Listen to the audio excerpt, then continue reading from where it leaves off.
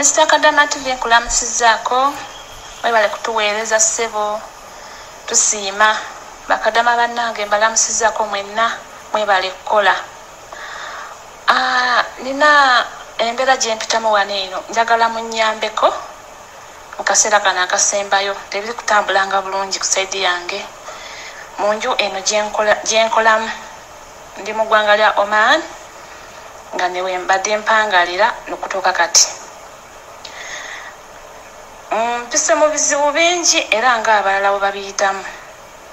Emirimu gyo ngikoze ng'era omukyala eyajja okukola. Ate ngikola na ku mateeka era ago gentuukiriza n'enkola ebyo ebitabasanyusa ate nga nze mba amaliriza okukola. Abantu bano bawangaliddemu emyaka ngenda kuweza emyaka 5. Muzayo omwezi gumu kati. 5 giggweko nzire ewaka. Naye omukazi antwala bubi. Omukazi kati saawa zino yatandika okulwana nange. Nwanye embeera emabega eri okutuuka wano wendi. Naye ekyo ekyokunkuba mbadde nsaba yenna amanyi Oluwalabu, amanyi Oluzungu, ayogereko n'abantu bano oba bosi wange omusajja abuulire mukyala we ebyo by'onaaba omugambye. Kuba omukyala bwe buzibu. Nze wano wendi luumu gye nsulamu ndowooza yali egenda kubeera ttooyi temuli esi. Nkozesa esi ya mufumbiro. Ey'omufumbiro yenyogoza effumbiro nenyogoza n'akaluumu kange ne ndyoka nfuna otulo. Naye mpimire empewo ya esi. Ekyo kyo nakigumira ku bbanga lye mmaze wano eno. Sinza omuntu ali awo nti oba nsula bulungi nti oba nnyambala bulungi ebyo byonna bireka. Ebyo byonna bireka kuba buli omu amanyi embeera gy'ayitamu kiyajja okukunona mu bana abantu. Naye okukwatise n'okunkuba atandikiza kantu katono bwe kati era kambuuzeeko bannange abampuliriza. Eyo oba oyozezza engoye ne zirwawo kkala mukama we akwefuulira addamu kukuba bukubi. Omukazi amazeeko emirembe, omukazi ankuba mu kaseera kano akasembayo mufite okuneebaza nti munnange webale kukola. Yatandika kunkuba bukubi era bwe batabeera bba nga tayimiridde wano ku mulyango nzigalawo oluggi. Bw'aba ayimiridde ku mulyango nwana nnyo paka lwe nzigalawo oluggi kuba nsanga muli mu kagundi mu kaduukulu kange nga ndi omu neebasi oba nga ntudde mirimu gyange giwedde. Nze omuntu asooka okukola emirimu nendyoka nkola ki nendyoka nzira ku ssimu ng'era omuntu bw'aba yantekera amateeka era nga tambulirako. Mbadde nsaba yenna atuukire Kadama TV mu inbox ye muwe namba ya baba ayogereko naye. Simanyi kyanjagaza kati bwankubira mu guno omwezi ate nga emabega eri abadde ankuba naye nga nendifeininga oluusi omusajja ayogerako naye nentwazaako emyezi emabegako eri. Naye kati saawa zekisusse kati guno omwezi ogusigaddeyo agenda kunkola ki oba guno atandise okunkuba. Kimu bibiri ekitalimu nsonga engoye ziganya okukala simanyi biki niwo bagamba nti oba kino kiri bwe kiti ye ensobi agikuteekako kuba bano abantu bosi bangu bonna basobola okwefuulira omulundi ogwo.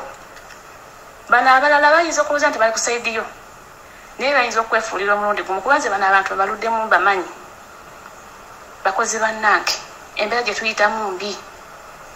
Naye ate yange tekukuba nga essuka ku yammwe lwakuba tubeera ne tusirika busirisi n'ogamba kiri ewange kyekiri n'owooli. Mbadde nsaba yenna asobola okugaako n'abantu baniino mukana akaseera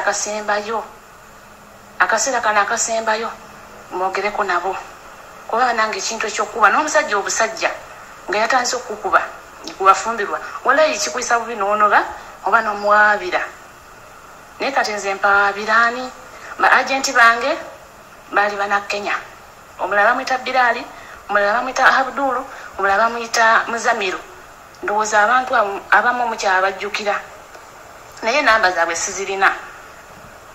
sizirina era webansaba okuŋŋamba nti twongereyo ku bbanga nange nalina tageti yange era yaggwa nenzikiza nenkola nabo ne bakkiza ne mbakolera naye embeera gye mpitamu ebadde mbi okuva emabega eri naye kale saawa zino musaawa eno esembayo mufiti okuŋŋamba nti tawusi weebale kola katugende tukushopingire oba katukuleke paka ebbanga lirinaggwayo omukazi agwako okunkuba bukubi kati neeraliikiridde guno omwezi ogusembayo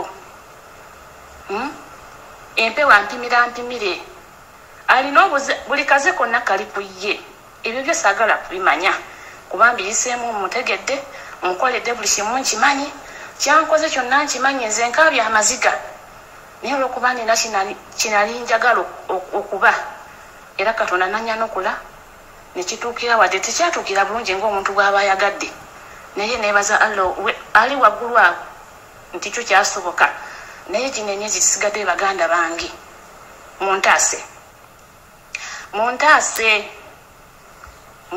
nze ntuuka n'okunnyika ereesu mu mazzi neneetaayiza nendyoka ntuula oba nendyoka nfunako otulo ensi y'abaana eyo kyanga ki naye empewa mpimire namwe bwe mutyo bwe muli eyo babosi bamwe bapimira empewo esi baagaana otekamu esi ndowooza yali egenda kubeera ttooyi yenna anaabanyambye nja kumwebaza ayogereko n'abantu baniino ndeke kuyisibwa nga mbwa mbakoledde ebbanga ddene ne baneiba baabano nabo bakkiriza ne bagamba kituufu omunauganda muzira naye amaka gendemu simangu omukazi antwala bubi kati yatandika okunvuma ebivumo ninga ttooyi ninga akasasiro era namugambako lumu nemugamba omanyi bulungi ensi yammwe eyo kyanagamba oba ofafa n'omubiri obubiri guno gwennina gumuluma ayinza okugamba kola anti oli munene bannange n'entambula emuluma n'okuwuba obuwubi omukono bwoti gumuluma si omuntu ali awo nti oba afa nnyo ku mukozi nti oba amupaakingira kino nti oba amushopingira kino nti oba amulowooleze kino obeerawo ku lwo n'olwana bulwanyi oba akagoye kamu n'otuuyanira omu oba bubiri n'otuuyanira omu paka lwalijjukira okugulira simanyi kimuluma simanyi kyayagala ate nze sikyaddamu mukolera kuba nze nabagambirawo nti nzirayo waka nkooye olw'embeera zaabwe ekinabafunamu alhamdulillah nzire waka ngende nkuba amandaazi nfumbe cepati naye siidda mu kyumba kya muwalabu kuba bano mbasomye nnyo embeera gy'oyitamu yekutuusa ku ekyo bannange munnyambe ndi mu ggwanga lya Oman amanya mpitibwa Nanteza Tausi ndi mukyala